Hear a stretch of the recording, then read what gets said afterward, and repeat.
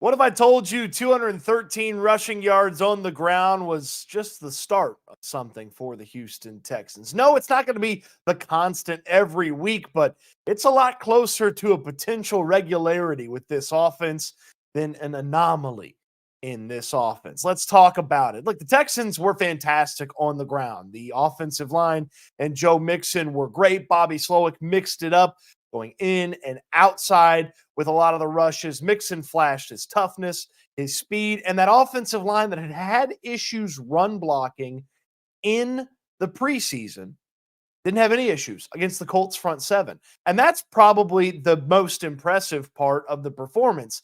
They didn't go out there and push around some slappies, some team that was supposed to be terrible in the front seven. The Texans went out there and pushed around a really talented Colts front seven, a good defense called by a good defensive coordinator, and they manhandled the Colts on the ground. DeForest Buckner and Grover Stewart and the ends that they have, those two linebackers in Franklin and Speed, it didn't matter what the Colts threw at the Texans. The Texans seemed to be able to get things going at will. Slowick called a fantastic game, mixed in a couple of wrinkles, including a Diggs and a Tank Dell rush as well. CJ Stroud used his legs a little bit. Joe Mixon was the bell cow. He has juggernaut potential. We've talked about it. He has a unstoppable force to him when he gets rolling and moving and going in a game. And actually, Mixon will tell you there was a lot more out there that they didn't get to. It was a good come-out party for us, for the offense. I think that we got a lot to build on. Obviously, Coach Slow, he did a great job of keeping the balanced attack.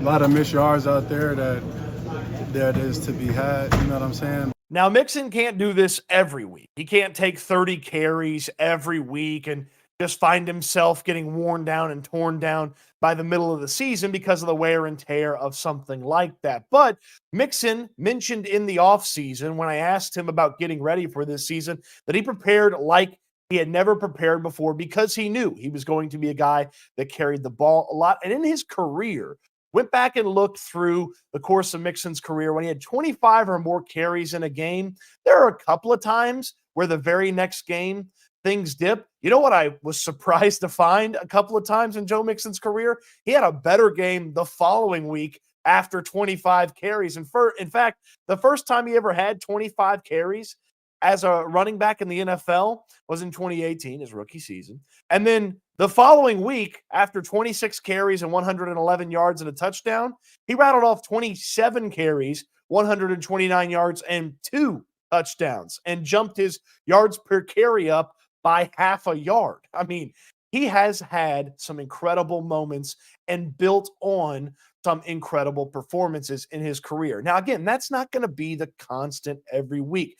Teams are going to find things about this about this offensive line and this rushing attack. They're going to find some things about them that they can exploit and kind of get in there. You're going to face some good defenses, though the Colts front seven is one of the better ones, but you'll have that as they get more and more on this Texans team, they're going to be able to counter some of the things that the Texans have put together. But DeMeco Ryans knows that's the case and believes that this team can still get it going on a consistent basis on the ground. I am confident that we can run the football. Just when you do it and you put it on tape and you see that you're successful at it, I think guys see the success, right? And they know what it looked like. They know the work that they put in to earn that success. And it's not going to come easy every week, right? Teams will start to find a way to game plan scheme to try to stop the run and how do we get to something different. But to know that in the back of your mind that we can run the football, like you just still have to go out and earn it. You have to put it on tape each and every week. But I think first off, you got to know you can do it, and our guys know it. And we just got to go show it again this week. Now, part of taking care of Mixon is going to be you don't have to use him as much. You score a whole bunch of points or the passing attack is on that day and you're not running as much. That will go a long way into taking care of Joe Mixon over the course of the season. A moment here for my friends at Prize Picks, the best and easiest way to play daily fantasy. And oh my goodness, this offer, you can't beat it. My goodness, you can't beat it. It is $5. Play your first 5. A moment here for my friends at Prize Picks. Man, the best and easiest way to play daily fantasy. Prize Picks is going to be so much fun this weekend. College, pro, baseball, if you want to do that. But this offer, you can't beat it. You play your first 5, you get $50. And we're going to put one together later on this week. Let some of the stuff pop up on the screen. But here we are. Let's go to those rushing yards. Let's find Joe Mixon and see what the number is. And I'm offended. 67.5 is the predicted stat for Joe Mixon. More or less, man, this is going to be an easy more. But here's a fun thing about Prize Picks.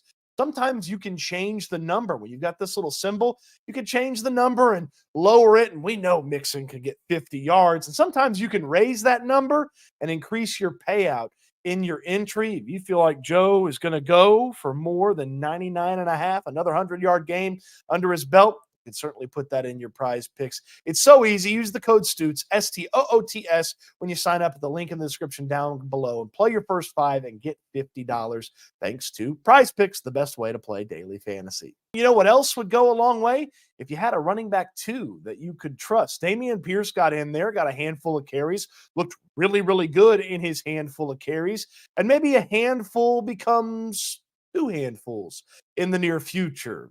D'Amico Ryans certainly seems to think that Dameon Pierce can bring that to the table. Damien's 3 plays were indicative of who he's been throughout training camp. He's ran the ball that way in training camp. He's been fast, explosive, and so it was cool to see him get in and press forward and make some really nice runs for us. So teams can't get a break if we got Joe and Damien, and Damien continues to improve and do what he's been doing. Like it's going to be a really cool tandem to watch. All that said about the rushing attack, what I'm really excited to see is how it benefits the passing attack. CJ Stroud was one of the best quarterbacks in football off of play action last year, and that was with, well, a really crappy, let's be honest, a really crappy rushing attack last year. 22nd in yards per game, 29th in yards per carry, 31st in first downs via the rush.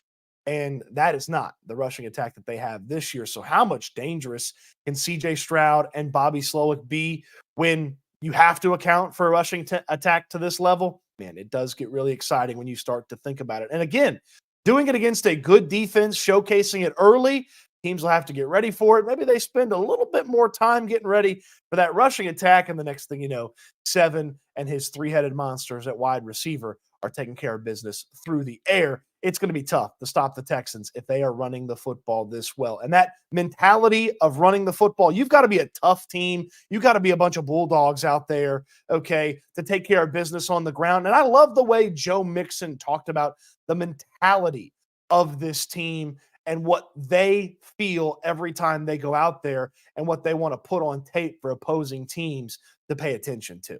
I mean, I think it's more so that, that attitude and that mentality. Me and Steph talk about it all the time about how we got reservations and we late. You know what I'm saying? So we trying to go get to it. And, when people turn on that tape and they play them Texans, they not out there bullshitting.